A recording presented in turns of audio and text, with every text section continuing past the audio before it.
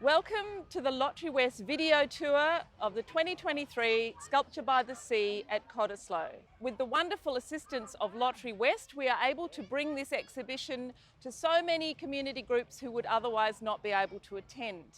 This show, which is our 19th here at Cottesloe, has 72 artists from 11 different countries in the world and all the states and territories of Australia. We also have 28 West Australian artists, and they are so grateful to be able to show their work amongst their peers nationally and internationally. I'm going to take you for a little tour around and chatting to some of my friends who are the sculptors of WA, and we're going to learn about their work and maybe what makes them tick. Here we are at this beautiful sculpture by Ayad Kalgoorlie, who is a wonderful West Australian artist. Good morning, Ayad. How lovely to see you here down at the beach. Thank you so much for having me here. Oh, fantastic. Now, I've been looking at your work a lot over the years, and it seems to me that while artists use lots of big themes, things that make them unhappy, things that make them angry, you often use the theme of love. Is love a really important thing for you in your work? Yes, absolutely. Actually, the human creates from love, and the love is create for a human. So, in my philosophy, art philosophy, and my concept, the love it's very important. It's the structure of my artwork, on my concept. Yeah, so they're all about love. That's wonderful. Yes. I think that's why people are so attracted to them, because they just get that, and there's such happiness in your pieces. Sometimes I wonder, you often have figures high up in the air. Did you want to join the circus when you were a little? No, actually, when I was a kid, I always watching the sky and watching airplane in the sky. So, and I love traveling as well, and I love freedom. And also my artwork present love and freedom and peace as well, happiness, joy. So this is my idea, and I would like to everyone here to enjoy and celebrate my artwork, and this is my goal. That's fantastic. It's a wonderful way to live. Yeah. This piece has a beautiful little collection here of pomegranates. Yes. When I think about pomegranates, I think about my grandmother and people from the past. Is it an important fruit in your culture? Yes, absolutely. When I was a kid, I really loved collect pomegranate from my grandfather farm, and I really like the shape, and I like the flavor of pomegranate. And the pomegranate in Middle East philosophy, they call it's heavenly fruit. So which it's always present the heaven and grace. So these two figures with love create a beautiful dish of pomegranate, represent the family of this couple. So this is the family. This is a couple of lovers. That's wonderful. Yes. So instead of heaven being somewhere up in the sky, heaven is here with us. It's family and it's love. That's beautiful. Absolutely. And this artwork actually also represent in Middle East when they engage the couple and they propose, they promise each other, I will keep you in my eye. So this is the eye shape. So the female, especially the mom, because I love my mom so much. Yeah, so the mom protects the family always, keeping her eyes always worried, and So this is the shape of the eye, and this is the family inside of the eye. That's to protect. Fantastic. Beautiful, Yes. beautiful. Images to go with those beautiful thoughts, so and it's wonderful. And I think particularly here at the beach, mothers keeping an eye on their children is a big thing. Yes, absolutely. That's wonderful. Thank you so much for talking with us today. Pleasure. Yes, thank you. And now we'll go on to the next work. Now we're going to visit Gina Lee and talk about her beautiful work for this year. It's always lovely to come down to the show and see work by people I know. It's like meeting good friends, you know, it's just a lovely thing. I'm going to talk to you in a minute about this particular work, but I was thinking about the way you work in stone and how artists have been making sculptures out of stone for thousands of years. Do you ever think, when you're making your work, what somebody in 1,000 years might think about your work when they come across it? Yes, Do you think about being immortal in that way? Yeah, actually that's one of the reasons that I really like to working in the stone, because I discovered this stone. Stone is piece of earth. So I found this piece of earth and I carved something that I wanted to express my feeling, and that goes to probably stay here in this earth forever, probably 1,000 years later. Yes. And I think that's really exciting and very happy feeling that if I think of that way. Yes, so, that you will live on forever, which is wonderful. Yeah, so tell us about this particular piece. So this is called Universe in the Dust. So there's a countless dust in the world, and that tiny little dust, there is a lot of many atoms or molecules, yes, which is make universe, or which connected to every single thing in universe. So I thought, okay, so dust in the universe, but also in this little dust there is a universe. So whole universe in the dust. So I call this one Universe in the Dust. So there's no starts, no ends. We are just in part of this cycle, which is I'm in a cycle. And also this bronze piece here is a Hakiasi part. So that's also, it's start of some beginning, but also it's end of the flower's life. So that's what I wanted to kind of talk about. And also when I'm very stressed for something, and when I think about, it's okay, it will be all right, I'm just cycle in this world. And that makes me very comfortable. It gives us perspective, doesn't it? So the little things that make us very stressed, you suddenly think they're such tiny little pieces of dust. Yeah. And I like the idea that in a bigger universe, we are like little tiny pieces of dust, all inside those little tiny cycles. That's a really lovely idea. Do you often join materials like metal and stone? Yes, I do. I do like to mix with other material with stone, which is bronze is preferred material. I thought that's very complement each other. So I like bronze and stone, or wood or stone, or different color stone mixing together. So I really enjoy the contrast as well. Also, there's a difference in the making in terms of with stone you're cutting back to find the piece, whereas casting is a whole different process, isn't it? That's right. Yes, which is always fun to learn new things and new techniques. That's wonderful. Thank you so much for talking with us today. We're going to go and talk to somebody else now. Oh yes. Bye. And now we're going to talk to the wonderful sculptor Norten Flavelle. Norten, your works are quite iconic pieces. People recognise them, but you're always doing something different and new. Yeah. Would you like to tell us a little bit about this work? Well, this one is, the title's Monument. So it's, I guess it's a reference to monuments, and I mean in particular, at the moment, monuments seem to be in danger a lot, I guess. They're usually controversial or loaded. I guess there's a lot of, they can fire up all sorts of emotions in people. People want to tear them down if they don't agree with them.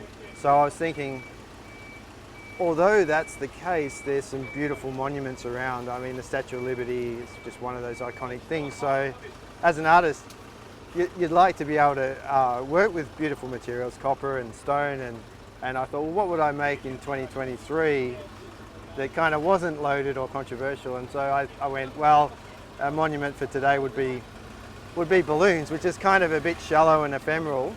But even as we know in the news lately, balloons can even be loaded, you know, so there's no object's not loaded. So I guess, it was something that I wanted to make. I like working with lightness and weight, you know, and the tension between both. So the base is solid, stone, it's heavy, and the balloons are, I guess, looking like they're floating. They're not, but they are. So They do. They have an yeah. amazing sense of lift, which Yeah, is they're just going- wonderful. I mean, going as up, you say, balloons are now loaded in themselves because they are not ephemeral, I guess, is the issue. So, Well, yeah. which is interesting. And also Yes. people are shooting them down all Yeah, over yeah. the world. So even when I was making it, I thought, yeah, all those balloons that people are doing for, you know, baby reveals and that are now polluting streams and whatever. So there's no unloaded objects anywhere, anytime. So, and that's kind of the point as well. You can't do it. Yeah, everything has a reference to something, and maybe that's something we need to think about. You can't do something that's not loaded. No, and I think that's innately human. We're connected to everything. Yes, And, yes. and so we like to point the finger, but we do. but And I we're think all it's- guilty, you know. So We are. I think what's really interesting about this show is that there are quite a few pieces about monuments, and Yes. but everybody's done them in a really different way. So it's really nice to actually compare all of the different pieces and look at that. Because I think in the past, monuments were one of the few places that sculptors could actually show their work. It yes, was and they could make almost a, the only thing. they Why could do make you a living, think yeah. we put them up high like that? Do you think it makes a difference to whether we're looking at this from our human height, Yeah. or whether we're looking up at something? Does it make a difference to the work? Yeah, I think so. I mean, there's a sense that you want it. You want something to be greater than you. You want something to be, I guess, elevated above ourselves as humans. We want that. We want the stability to look beyond ourselves to something more solid. And for me, that's important as well. So, yeah, when you try and deny that, you kind of go into all sorts of rabbit warrens. But yeah, I think that's a human trait. Yeah. Yeah. Fantastic. Thank you so yeah. much for chatting with us today. It's great to have you back in Thanks. this show. Thanks, Mikhail. It's great to be Wonderful. back. Thank and- you. We're going to go and look at some more work now. Cool. Jennifer Cochrane, how wonderful to see you and your Hi. beautiful work. Hi, We were Michaela. just talking to Norten about monuments, and here's another monument to your work. Is monument something you think about when you're making? It is in a kind of a subversive way, about subverting a monument. Yes. Like in this case, it's kind of monumental, but if you had an Allen key, you could completely pull it apart and it would be a pile of pipe and a pile of fittings. So it's sort of a little bit subversive. So it would in stop that way. being an artwork.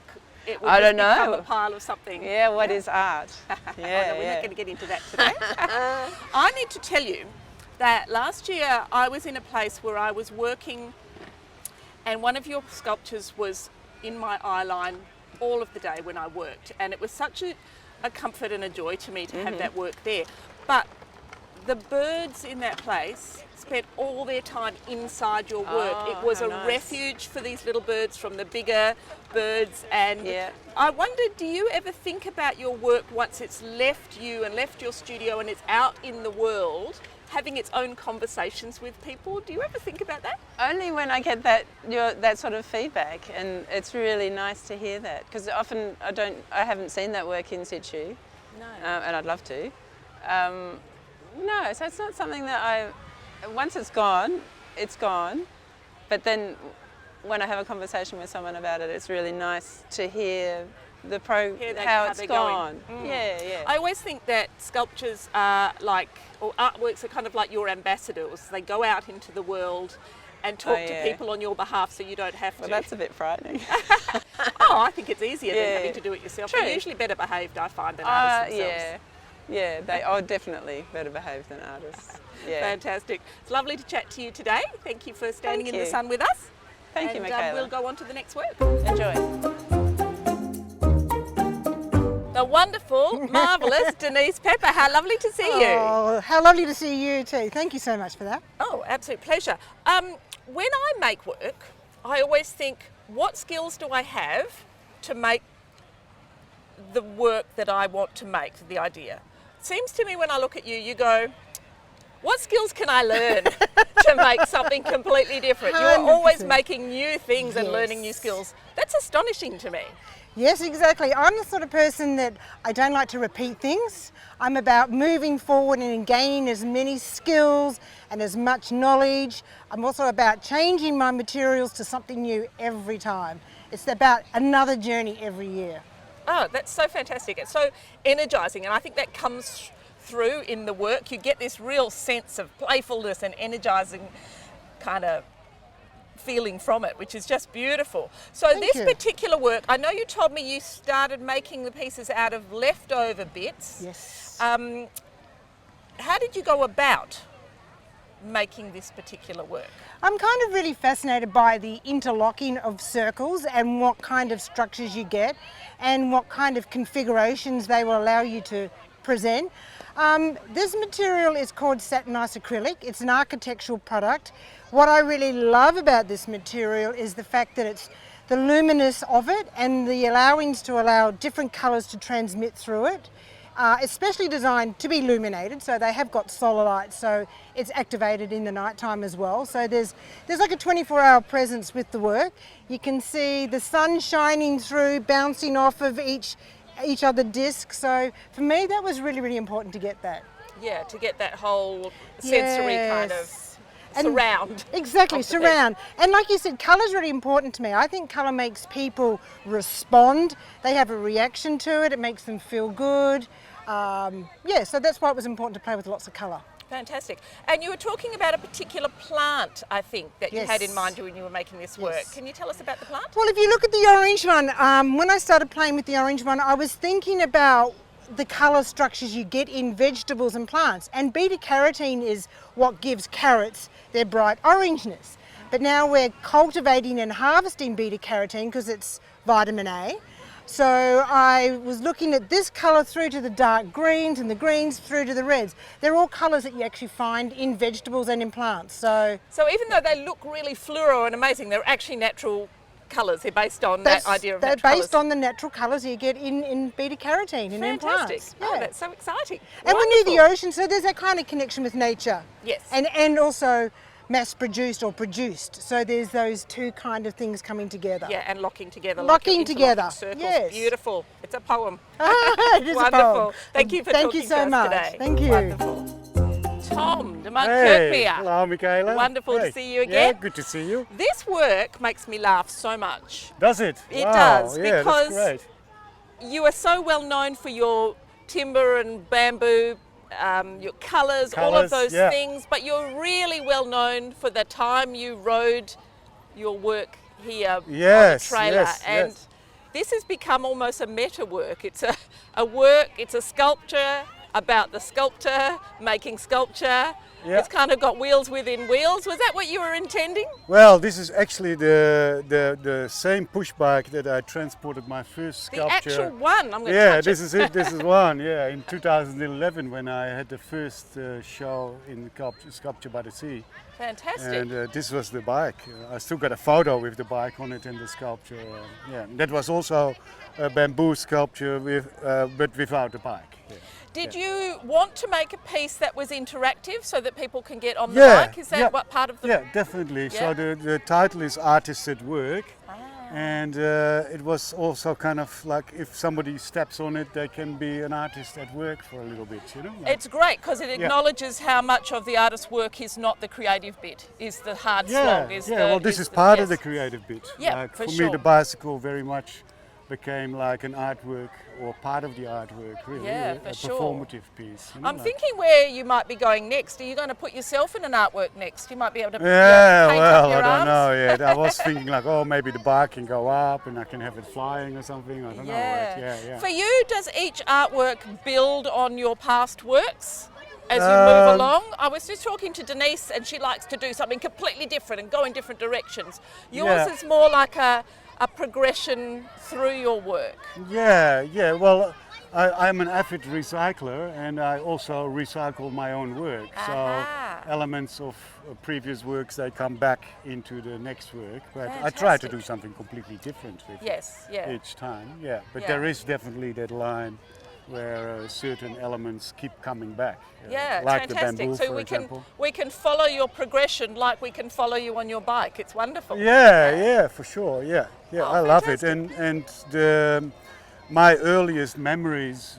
I grew up in the Netherlands, and my earliest memories are my mother pushing the bike going to the beach over this big dune, and yeah, and then she would show me how to make sand castles on the beach. Wonderful. So where it's I a grew metaphor up. for your entire artistic life. Yeah, for sure. Yeah. Brilliant, Yeah, yeah, brilliant. yeah. Thank you so much for chatting with us today. Oh, well, that was a short one. Yeah, all right. Oh, we can talk more if you You like. gotta keep going. Yeah.